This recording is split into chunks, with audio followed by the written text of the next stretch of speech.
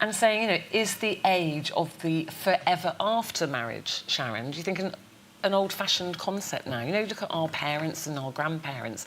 You know, people kind of married for life. For life, yeah. And is that maybe just not the way of the world now? Probably not for the younger generation, but for me, this is it. This is it. Yeah. And no matter what, I know that I married somebody who I loved more than anybody else in the world, and he was for me, I was for him, and so for me, it's for life, that's it. But I know that, you know, people now, it isn't the same, but I feel badly when I see couples like that split. I'm very sad for them all. Yeah. Do you think... You see, my mum would say... Hello, Mum, I know she's watching. I know my mum would say, people don't work hard enough at marriages now, it's too easy to walk away. Do you think that? Do you think people don't try hard enough when they have a problem to try and put it right? I think, though, that if you don't love each other anymore and there's no kids involved, you haven't got babies in the house...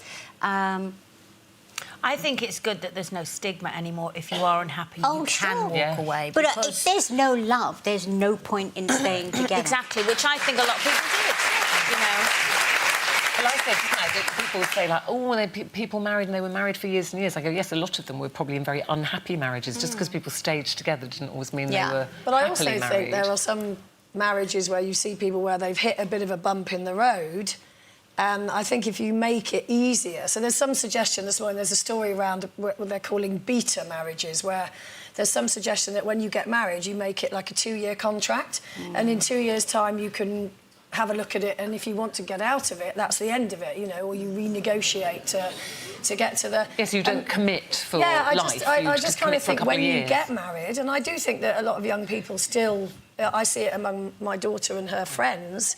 is that they actually still take it very seriously. Yes. I think in this Tinder generation, if they find somebody that they think, yes, I like you and I trust you, they really do want to hang on to that person. And I think if you make it easier to get out of a marriage, sometimes, you know, you've hit many bumps in the road. I have. I know you have. We might have got divorced, and yet we've hung on in there, and at the moment... I always put that caveat in.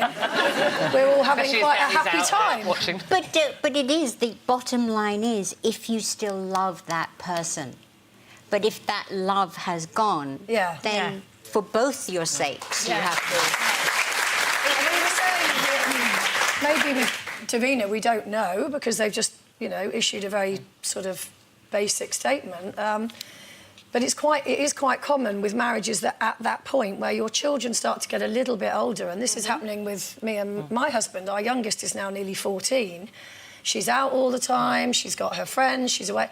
And suddenly, you know, you communicated about school runs and who's doing this and who's Parent night. Parents' night, exactly. And suddenly you're looking at this person again going, oh, my gosh, it's you and I now again. Yeah.